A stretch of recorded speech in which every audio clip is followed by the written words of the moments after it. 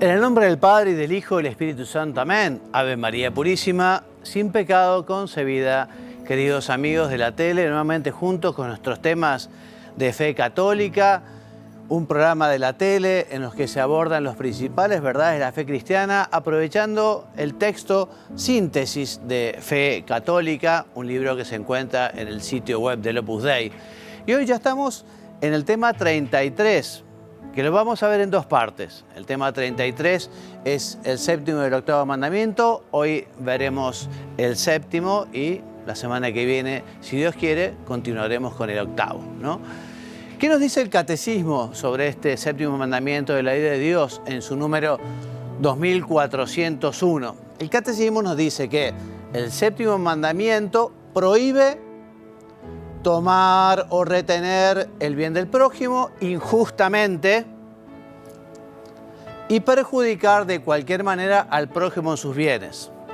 También prescribe el séptimo mandamiento la justicia y la caridad con la gestión de los bienes terrenos y de los frutos del trabajo de los hombres, y con miras al bien común exige el respeto del destino universal de los bienes y del derecho a la propiedad privada. La vida cristiana se esfuerza por ordenar a Dios y a la caridad fraterna los bienes de este mundo. Aquí decimos muchas cosas que podemos desmenuzar un poquito. Por ejemplo, esta palabra, ¿no? Prescribe la justicia y la caridad. Aquí, perdón. Retener injustamente. Injustamente viene, por ejemplo, puede llegar a haber algún caso en el que esa retención sea justa, ¿no? Y hablamos justamente también del respeto del destino universal de los bienes, pero también hablaremos de la importancia que da la Iglesia a la propiedad privada, ¿eh? Bueno, Dios confió la tierra al hombre para que la cultivara, para que se beneficiara de sus frutos. Es un don que Dios ha dado a los hombres, lo hemos dicho muchas veces, somos administradores de la creación, somos administradores de lo que hemos recibido, somos administradores incluso de nuestra propia vida, ¿eh? Y el día de mañana Dios nos preguntará entonces, ¿qué hiciste con esa vida? ¿Qué hiciste con esos bienes? ¿Qué hiciste por los demás? Etcétera, ¿no? Entonces te decía que esa apropiación de los bienes es legítima para garantizar la libertad y la dignidad de las personas, para ayudar a cada uno a atender sus necesidades fundamentales, las necesidades de los que están a su cargo. Esto, te decía, no es contrario a la propiedad privada, pero, como nos enseña el Concilio Vaticano II en su Constitución Dogmática Gaudium Spes, número 1, esta debe ser cauce para la ayuda a los más necesitados. La Iglesia ha rechazado durante su historia todas aquellas ideologías totalitarias que por un lado pretenden acabar con la propiedad privada, como el marxismo, el socialismo, en fin, pero también ha condenado aquel capitalismo salvaje e individualista que procura acaparar la mayoría de los medios de producción en pocas manos, dejando a muchas personas en situación muy precaria. Así que la Iglesia en este sentido justamente recuerda esa ecología también de la distribución de los bienes y cómo incluso, aunque uno tenga muchísimos bienes, sea poderoso, también uno está llamado, vamos a ver, a vivir de una manera templada, a vivir la pobreza cristiana. Ya vamos a ver qué es lo que es. Está llamado a la generosidad, está llamado a la solidaridad en el uso de los bienes. Por eso ya te decía, el día de mañana nos dirá Dios, ¿qué has hecho con los bienes que te di? ¿Cómo los administraste, ¿no? Entonces, en relación al uso de los medios creados, son importantes la templanza, o sea, saber usar y no abusar de los bienes, todo en su medida y armoniosamente, hecho como corresponde. La templanza en las comidas es justamente comer lo que uno necesita, la templanza en las bebidas, la templanza en el descanso, la templanza en el tener cosas. Uno tiene que llevar una vida sobria, una vida templada, ¿no? El hombre tiene que vivir la justicia porque el hombre no es una isla, tiene una familia, tiene unos amigos, tiene unos vecinos, tiene unos parientes. El hombre está llamado justamente a la donación, a la entrega de sí mismo y en la medida de sus posibilidades, de sus cosas también, ¿no?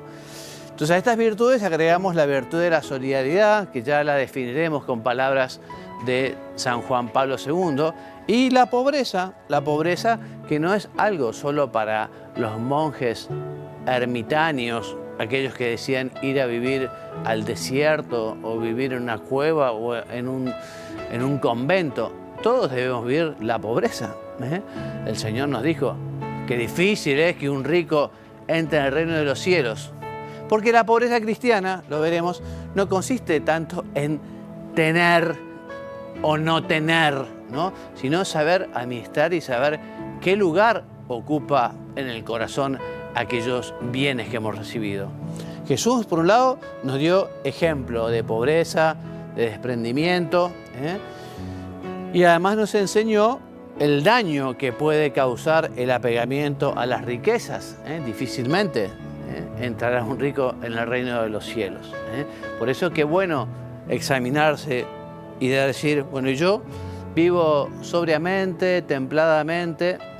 Después del pecado original, al haber desorden, es lógico que a veces tengamos esa tendencia al apego, al acaparar, a tener, ¿no? Y es tan bueno desprenderse, es tan bueno ser generoso, es tan bueno privarse también. Bueno, sabemos que la justicia es aquella, es como hábito, es aquella virtud por el cual justamente se da a cada uno lo que le corresponde, su derecho. Y podemos ver distintas perspectivas de esta misma virtud de la justicia, ¿no? Se llama justicia conmutativa, la justicia entre las personas singulares, por ejemplo, el acto de pagar una deuda, ¿no? En una compraventa, uno entrega algo y el otro tiene que darle el dinero. Esa es la justicia conmutativa. Existe una justicia distributiva, que es justamente la que regula lo que la comunidad debe a los ciudadanos en función de sus necesidades y de sus contribuciones, vinculado justamente a la tarea del Estado, la tarea de los contribuyentes, también con sus impuestos, etc. Y la justicia legal, que es la del ciudadano hacia la comunidad, que se concreta, entre otras cosas, con el pago de los impuestos, ¿no? El Estado, o quien tiene a quien le corresponde hará esa distribución, ¿no? Y efectivamente los contribuyentes tendrán que dar lo suyo. Te decía que tenemos una muy linda definición de solidaridad del Papa San Juan Pablo II en su Sollicitudo Rei Socialis del año 1987. Decía que es esa determinación firme y perseverante de empeñarse a favor del bien común, es decir, del bien de todos y de cada uno, porque todos somos verdaderamente responsables de todos. Qué bueno, pedirle al Señor también, Señor, ayúdame a tomar conciencia de este deber de la solidaridad, ¿no? Este deber de sentirme responsables de los demás. La solidaridad es comunicación de los bienes espirituales más que de los bienes materiales, ¿no? O sea que también cuando se habla de dar a los pobres, digamos, también podemos incluir como pobres aquellos que tienen esa pobreza espiritual, porque les falta educación, conocimiento, les falta aprender de la doctrina del Señor, no solo son los pobres materiales, ¿no? Bien, decíamos que el séptimo mandamiento prohíbe tomar o retener injustamente lo ajeno o causar algún daño injusto al prójimo en sus bienes materiales. Se comete hurto o robo cuando se toman cosas ocultamente que pertenecen al prójimo. La rapiña es cuando hay violencia, entonces aquello es más grave. Una cosa es una sustracción, justamente es el hurto o robo sin violencia, y otra cosa es la rapiña, que es más grave con violencia. El fraude también es un hurto, calificado justamente porque se lleva a cabo engañando al prójimo con trampas, documentos falsos, reteniendo el justo salario. La usura también es un pecado contra este mandamiento, ¿no? La usura consiste en reclamar mayor interés del lícito por la cantidad prestada y generalmente se realiza aprovechándose de una situación de necesidad material del prójimo. Se puede cobrar justos intereses, cuando uno recibe un préstamo o da un préstamo, uno puede cobrar unos intereses, pero la usura es cuando ese interés es ilícito, por la cantidad superior. También es ilícita la corrupción, tremendo, como para justamente pedirle a Dios este flagelo en nuestros países de Sudamérica y del mundo también, ¿no? Y de alguna manera quien pueda conseguir avanzar para que esa corrupción disminuya en el ámbito. No tenemos que acostumbrarnos, ¿no?, a que haya gente que tome lo que no es suyo porque es del Estado o porque es de la comunidad. A veces la gente tiene miedo también, ¿no? Dice, bueno, pero si yo denuncio, ¿qué puede pasar? Pero no podemos acostumbrarnos, no podemos quedarnos indiferentes. También es un pecado contra este mandamiento el despilfarro. Ya lo decíamos, por más que no tenga muchísimo, uno tiene que vivir sobria y templadamente. No puede dedicarse a despilfarrar y a vivir, porque eso sería un gran egoísmo. Un tema muy importante en este mandamiento, que es que cuando alguien ha causado un daño injusto en los bienes del otro, tiene que reparar. O sea, reparar, si uno lo robó, es devolver. De hecho, esta restitución de lo robado es esencial para poder confesarse.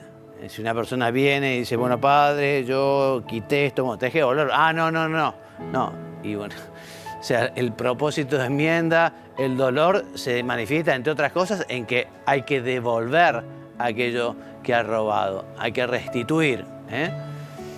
Una excusa, digamos, excusa el deber de restitución cuando es imposible. Bueno, es que ahora no puedo. Bueno, entonces quizá más adelante. Es que se murió la persona que yo le robé. Bueno, pero están los herederos también, ¿no? En fin, puede ser llegado el caso que la obligación pueda extinguirse porque a uno le perdonen esa deuda, ¿no? Eso es otra cosa. Bueno, antes de hablar de la doctrina social de la Iglesia, un tema interesantísimo, vamos a ver lo que dice el Papa en su catequesis. Nos habla también de este mandamiento. Vamos a escucharlo y vamos a recibir su bendición también. Queridos hermanos y hermanas, hoy reflexionamos sobre el séptimo mandamiento del Decálogo: no robarás. Lo primero que nos viene a la mente es el tema de la sustracción o retención ilícita de los bienes ajenos y el debido respeto a la propiedad de los demás.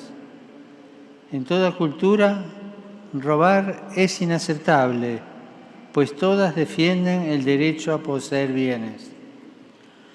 La sabiduría cristiana nos dice que por voluntad divina los frutos de la creación están destinados a todo el género humano. El destino universal de los bienes y su distribución justa es anterior al derecho a la propiedad privada, que debe estar en función de las necesidades primarias del hombre. El mundo es rico en recursos para asegurar a todos el acceso a los bienes fundamentales. Sin embargo, muchos viven en una situación de pobreza escandalosa y los recursos naturales mal usados se van deteriorando y destruyendo. La propiedad, muy en especial cuando afecta a los recursos naturales, debe estar siempre al servicio de las necesidades de los pueblos. No podemos considerarnos dueños absolutos de las cosas.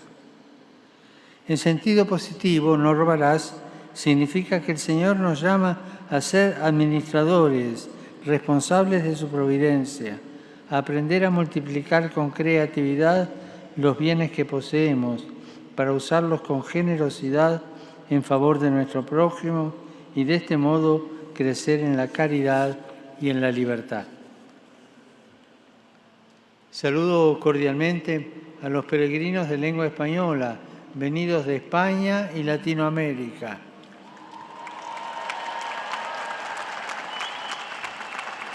El Señor Jesús nos conceda entender que la vida no es un tiempo para poseer, sino para amar con nuestros bienes, porque solo tenemos aquellos que sabemos donar. Que la Virgen María nos ampare e interceda por nosotros. Muchas gracias. Dominus vobiscum. Et cum spiritu tuo. Sit nomen Domini benedictum. Ex hoc nunquo usque in seculum. Aiutorium nostrum in nomine Domini. Qui feci celum et terra. Benedicat vos, omnipotens Deus, Pater, et Filius, et Spiritus Sanctus. Amen.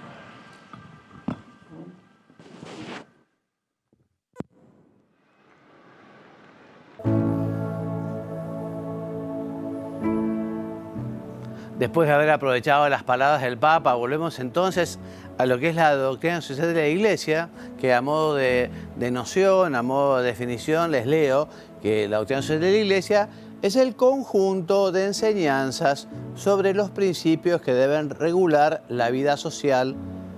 A esto llamamos doctrina social de la Iglesia y forma parte de la doctrina moral católica.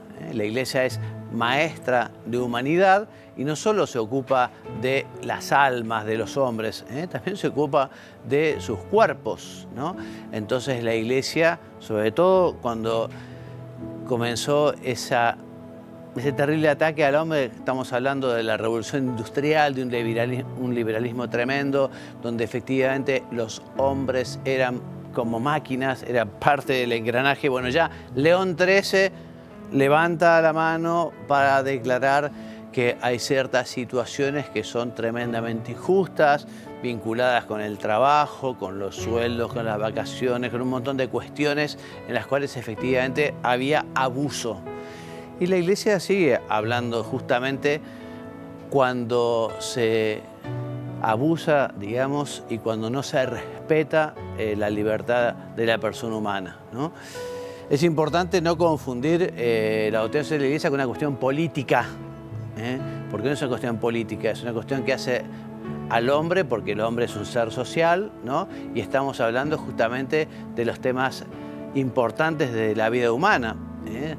Es pensar, bueno, cómo aplicaríamos el Evangelio en esta situación, ¿no? Y de hecho, en lo que se refiere a los sacerdotes, a los obispos, no nos metemos a hablar de temas de política, ¿no? Por eso dice acá, es importante subrayar que no corresponde a los pastores de la Iglesia intervenir directamente en la actividad política y en la organización de la vida social, ¿no? Y la doctrina social de la Iglesia por eso nunca da soluciones concretas, prácticas, ¿no? Sino da un juicio de valor, muestra soluciones y después ya quien tenga la responsabilidad de llevar a cargo ese trabajo o enfrentar ese problema o resolver esa situación, aprovechará esas enseñanzas, concretándolas, viendo un modo práctico, ¿no? Les recomiendo el compendio de la doctrina social de la Iglesia, que justamente, como dice su nombre, compendia el magisterio social de los papas a partir de León XIII para aquí. Lo compendia y también lo pone en orden. Es un trabajo extraordinario que lo empezó Francisco Javier Nguyen Van Thuan, un santo obispo, luego cardenal, que estuvo 13 años preso, 9 bajo régimen de aislamiento, y cuando fue liberado fue al Vaticano, llamado por el Papa San Juan Pablo II, y le encargó este trabajo, ¿no? en el Dicasterio de Justicia y Paz. Él no lo llegó a ver porque falleció, lo dio a luz su sucesor, pero es un trabajo extraordinario el compendio. Si ustedes lo buscan en internet, en el sitio del Vaticano lo van a encontrar, y si lo buscan en Google lo van a encontrar también en un montón de lugares. Bien, entonces el compendio justamente lo que hace, te decía, es recopilar todo el magisterio pontificio, ¿no? Porque no es que haya habido, digamos, como que es el Código de Derecho Canónico, que también hubo 2 códigos en la historia de la Iglesia, ¿no? Y justamente es un esfuerzo de síntesis, recopilación, puesta en orden, bueno, una maravilla el compendio. Si no lo has leído, te lo recomiendo, o bajarlo en internet, imprimirlo o comprarlo, ¿eh? Bien, entonces volvemos a lo mismo. La misión de la jerarquía de la Iglesia es de orden diverso a la misión de la autoridad política, ¿eh? El fin de la Iglesia es sobrenatural. Su misión es conducir a los hombres a la salvación. Por eso, cuando el magisterio se refiere a aspectos temporales, aspectos sociales, como del bien común, lo hace en cuanto deben ordenarse al bien supremo, nuestro último fin. Usted decía, la Iglesia no da soluciones concretas, prácticas para resolver el problema puntual. La Iglesia expresa un juicio moral en materia económica y social, cuando lo exigen los derechos fundamentales de la persona o la salvación de las almas, ¿no? Por ejemplo, mirá cuántos temas importantes se tratan. Estos los vas a encontrar todos también en el compendio, en el compendio de ordenanza de la Iglesia, ¿no? Entonces, temas: la dignidad trascendente de la persona humana y la inviolabilidad de sus derechos. La persona humana, el derecho a la vida hasta el derecho a una muerte digna, que se respete, también ese tiempo que es el paso de la vida con minúscula a la vida eterna. También la ordenanza de la Iglesia trata el reconocimiento de la familia, importantísimo, ¿no? Como célula básica de la sociedad, fundada en el verdadero matrimonio indisoluble, y la necesidad de protegerla y fomentarla a través de las leyes o leyes sobre el matrimonio, la educación y la moral pública, ¿no? O sea, la Iglesia se ha convertido en la gran defensora de la vida, en la gran defensora de la familia, que efectivamente para que una sociedad crezca sanamente necesita la familia, que es la célula. Si la célula se corrompe, y pasa como con el cáncer, ¿no? Las células cancerígenas pueden llegar a la muerte del individuo, ¿no?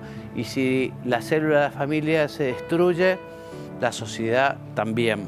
Entonces la ordenanza de la Iglesia también se ocupa de las enseñanzas sobre qué es el bien común, cuál es la función del Estado, con su principio de subsidiariedad, su principio de solidaridad. En los últimos años también se ha ocupado de temas como la ecología, ¿no? La defensa del medio ambiente. El trabajo, bueno, ha sido un poco el disparador, ya te decía, ¿no? En tiempos de León XIII, el trabajo que procede directamente de personas creadas a imagen de Dios y llamadas a prolongar unidas para mutuo beneficio, el respeto del trabajo y el respeto del trabajador, ¿no? El trabajo es un deber para el hombre, ya lo dice la Escritura, San Pablo, si alguno no quiere trabajar, que tampoco coma, ¿no?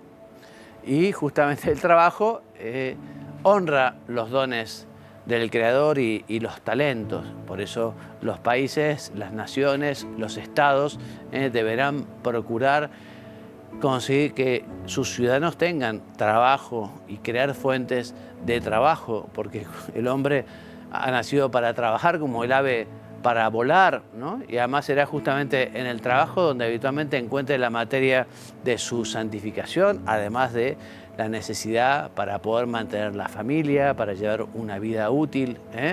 Bien, también puede convertirse en una obra redentora, en el sentido de que así como Cristo nos redimió con la cruz, nosotros trabajando por amor, por el Señor, por los demás, por el país, también podemos colaborar en esa obra de la salvación, en esa obra de la redención.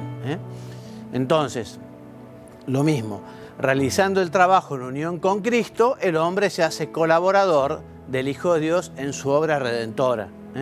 El trabajo es medio de santificación de las personas y de las realidades terrenas, informándolas con el Espíritu de Cristo, ¿no?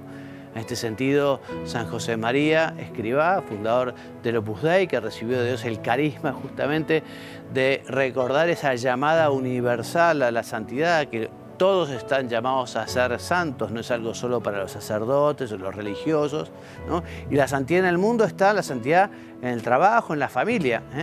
En su homilía, en su libro Es Cristo que pasa, dice: al haber sido asumido por Cristo, el trabajo se nos presenta como realidad redimida y redentora. Redimida porque Cristo mismo ha trabajado, porque Cristo mismo tomó esa obra, y redentora porque justamente con el trabajo nosotros podemos acompañar al Señor en esta obra. No solo es el ámbito en el que el hombre vive, sino medio y camino de santidad, realidad santificable y santificador. Algo así, para tener muy en cuenta, ¿no?